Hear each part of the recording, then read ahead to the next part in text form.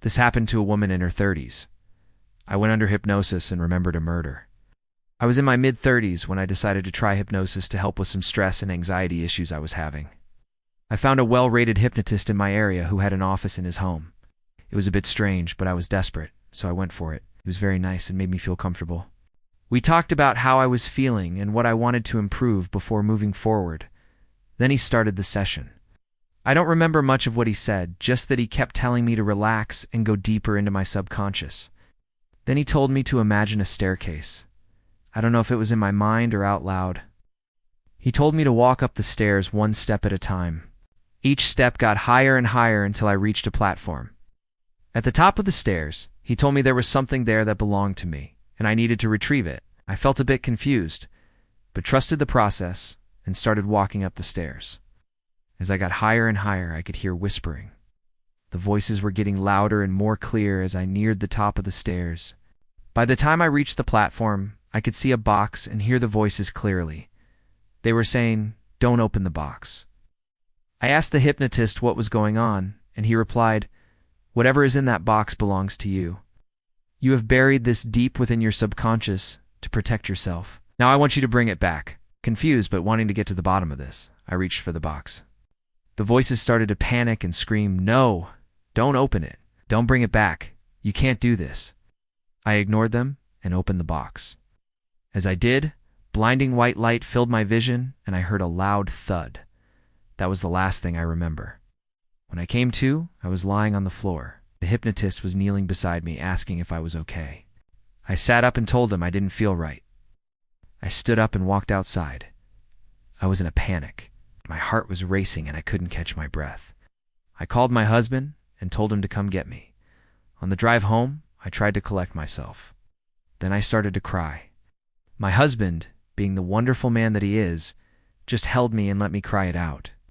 After a few minutes of driving, I looked at my phone and saw it was filled with missed calls and messages from the hypnotist.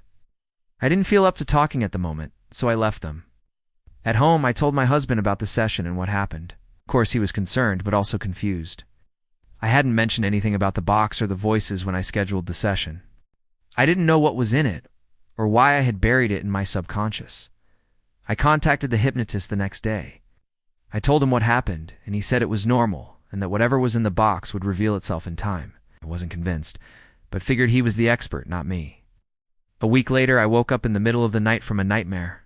In the dream, I was being chased through a dark forest by a man. I could hear his heavy breathing and could feel his eyes on me, could hear my own screams, but they were muffled like under a blanket. I don't remember much after that, just darkness and a feeling of dread. When I woke up, I was shaking. I told my husband about the dream and he held me until I fell back asleep. I had another nightmare that night and the following night. Each night I was being chased by the same man through the same dark forest. His breathing was heavy and his eyes were always watching.